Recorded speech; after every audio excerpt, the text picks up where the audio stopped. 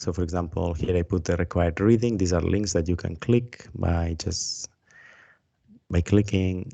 And so all this important information. And we will divide the work in sprints during duration 1 week. At the end of the sprint, each of you will present what the work you did during the sprint. This is to make things more fun. So each one will have a 1 week task, and you have to finish in 1 week, and that creates like a gamification, and it's really fun. And we use this in software development and so on. Right, great, awesome. So let's talk about Mars. And if you have been reading a bit this thing, the problem with Mars is that it doesn't have atmosphere and it doesn't have magnetosphere. And these two things are very important, because when you don't have these things, if you're in space, there's a thing called cosmic rays. The cosmic rays are protons or hydrogen protons or helium atoms that go almost at the speed of light, and they're going everywhere, bim bam, bim bam.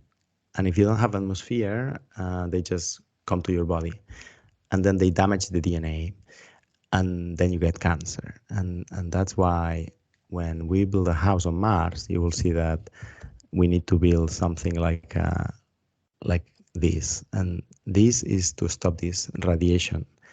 In the Earth, we don't have this problem because we have two things. One is the atmosphere, which on Earth is very thick, and it stops most of these particles. And then we have a magnetosphere. And the magnetosphere is also very important because these particles are charged, and when they come close to the Earth, they just deflect. And so if you've seen the pictures, it's very important. So you have two sources of radiation that are bad. The cosmic radiation, which is like ambient light. Think about it, that ambient light.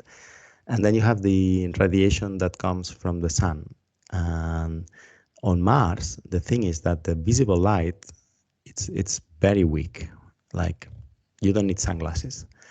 But at the same time, apart of the visible light, you have these particles, gamma rays, beta rays, and all this also damages the DNA of your body. So cosmic rays is like diffuse radiation, as like ambient light. And then you have the solar wind that also is super bad for you. And that's the reason why you will see that many proposals to build a base on Mars, they build first this stone thing, and then inside they have the real house that is kind of separated from this. This is called the radiation shield. And so we need to build a radiation shield when we build a house. It could be integrated, it could be separated. Some people have said that the best way is to make a hole, an excavation, and make your own cave. Others have said, find a cave and build and put like your tent or your house, your container there, right? Others have said, combination of factors. Others have said, let's make an artificial magnetic magnet so that it creates a force field. Many solutions. Now, this cosmic radiation, you can stop it with a material that has a lot of hydrogen atoms. For example, polyethylene plastic works very well. And anything that has a high density of hydrogen, for example, water or ice, right? So you could think about this. So this is all about cost, how to minimize the cost. What is the cheapest way, most effective to do this radiation shield? So this is kind of the brainstorming you will do in these weeks. And what are the best ways to build this, right? And then there's another interesting thing. I think I put it. Oh, it's not. It's gone? Oh, no, somewhere else. Here it is.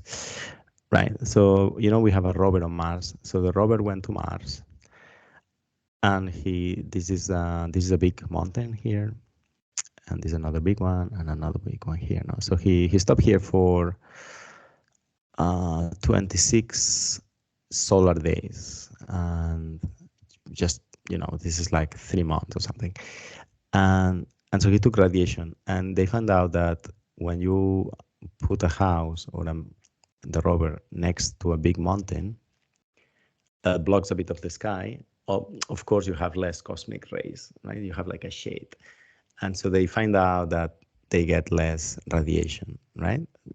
Which is normal. It means also that a lot, like about 20% of the radiation is this, when the rays come very low and they go like this, yeah, reflection from the surface of Mars.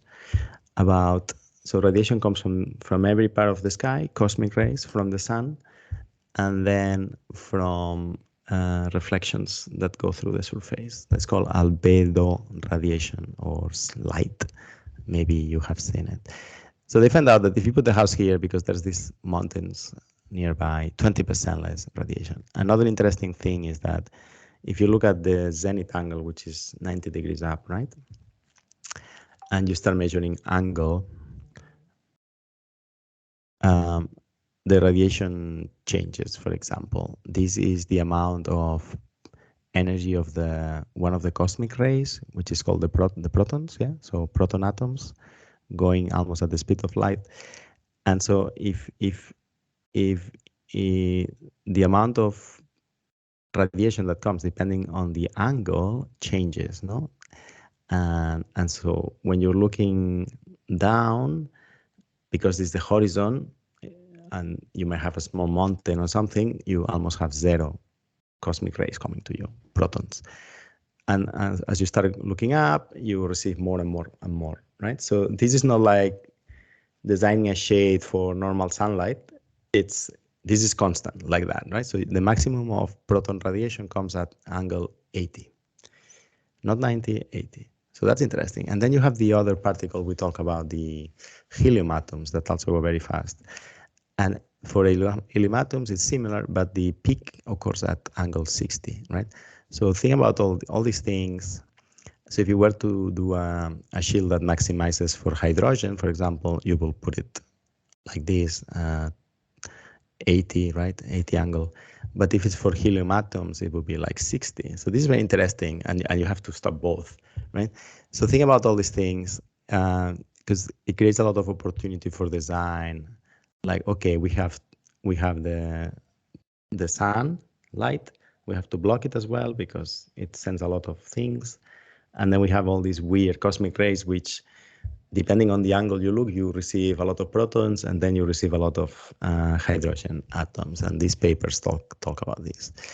So this is the challenge of a radiation shield on Mars. We were talking also, like a very, very good materials to stop radiation is anything that has a lot of hydrogen, like water, right? So maybe you can build like a giant igloo, maybe if it's cheaper than making bricks from Mars terrain, why not, right? And so on. Yes, okay, is that clear, more or less? Questions? Or clear.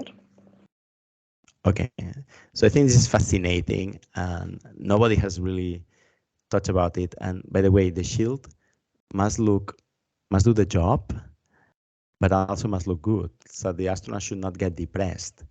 And if possible, you should have a view if possible, right? But where do you put the window? that it doesn't let too much things inside, right? So I think all these papers give a lot of information, and I think no architects have looked at this problem from an architectural point of view with architectural tools. And so I think you have a very good opportunity to design something that nobody has thought about. So I think that's very interesting. All right, and now over to Linda, who will explain your first mini tasks.